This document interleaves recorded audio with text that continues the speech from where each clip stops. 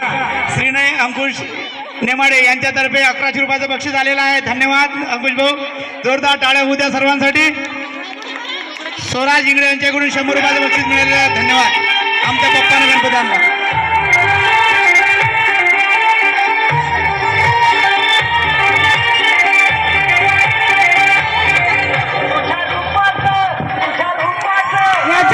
वर्ग तिसऱ्याचे विद्यार्थी तयार राहतील.